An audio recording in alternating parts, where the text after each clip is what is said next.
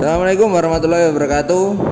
Kami dari kelompok 1 akan mempresentasikan tentang gerak persendian pada ekstremitas bawah dan struktur persendian akle dan kaki.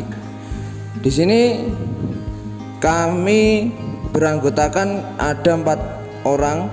Yang pertama M. Nur Aziz, yang kedua Irfan Sabil Ardila, yang ketiga Ima Khairul Mahmudah, yang keempat Wildan Nafai. Cedera olahraga adalah cedera yang terjadi pada waktu seseorang melakukan aktivitas olahraga, latihan atau pertandingan dalam olahraga. Gerakan persendian pada ekstremitas bawah.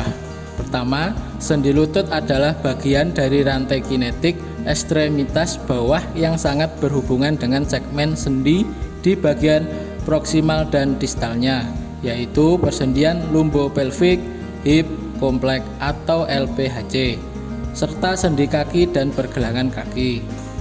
Kedua, anggota gerak bawah terhubung satu dengan yang lain melalui pelvic girdle yang membuat hubungan atau mata rantai antara kedua ekstremitas bawah. Adanya cedera pada sendi lutut dapat menyebabkan perubahan pada sendi yang lainnya di dalam sistem gerakan tubuh manusia, sehingga mempengaruhi gerakan, meningkatkan stres dan kapasitas terjadinya cedera di sendi lain yang berhubungan, berdasarkan Hamil dan Kunsen tahun 2009. Kompensasi yang terjadi pasca cedera lutut unilateral adalah munculnya strategi neuromuskular dengan memindahkan pembebanan pada tungkai kontralateral dalam rangka untuk mengurangi pembebanan pada lutut yang cedera. Sendi lutut dibentuk oleh 3 persendian, yaitu tibiofemoralis, patellofemoralis, tibiofibularis. Sendi lutut disusun oleh tulang femur, tulang patella, tulang tibia, dan tulang fibula. Pada ujung distal untuk femur terdiri atas 2 kondilus besar, yaitu kondilus lateral dan kondilus medial. Kedua kondilus tersebut memiliki panjang berbeda, di mana bila dilihat dari depan, kondilus medial nampak lebih panjang daripada kondilus lateral. Jenis gerakan sendi kni dan otot yang menggerakkan. Secara biomekanika, pada sendi lutut, beban yang diterima pada keadaan normal akan melalui media sendi lutut dan akan diimbangi oleh otot-otot pada bagian lateral, sehingga resultan akan jatuh di bagian sentral sendi lutut. Yang kedua, osteokinematika merupakan gerakan yang terjadi antara 2 tulang yang merupakan gerak fisiologi sendi. Sendi lutut merupakan hip joint dengan gerakan rotasi ayunan dalam bidang sagittal sebagai fleksi ekstensi. Pada ekstensi terakhir terjadi rotasi eksternal tibia yang dikenal closed rotation ponemenom. Pada gerakan fleksibel nilai LGS yaitu 130 derajat sampai 140 derajat dengan soft and fail oleh penekanan jaringan lunak.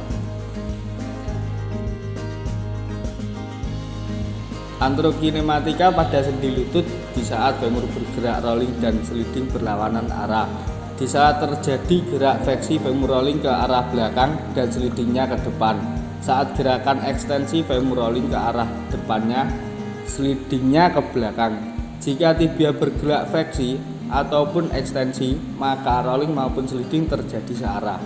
saat fleksi menuju dorsal, sedangkan ekstensi menuju ventral. Kinzer dan Kolbe 2012. Sendi lutut mempunyai fungsi sebagai stabilitas aktif sekaligus sebagai penggerak dalam aktivitas sendi lutut. Otot tersebut antara lain otot quadriceps femoris, vastus medialis, vastus intermedius, vastus lateralis, vastus femoris. Keempat otot tersebut bergabung sebagai grup ekstensor, sedangkan grup flexor terdiri dari otot gracilis, sartorius, dan semitendinosus. Struktur persendian engkel dan kaki. Engkel dan kaki merupakan struktur kompleks yang terdiri dari 28 tulang dan 55 artikulasi yang dihubungkan dengan ligamen dan otot. Engkel merupakan sendi yang menopang beban tubuh terbesar pada permukaannya. Puncak beban mencapai 120% ketika berjalan dan hampir 275% ketika berlari.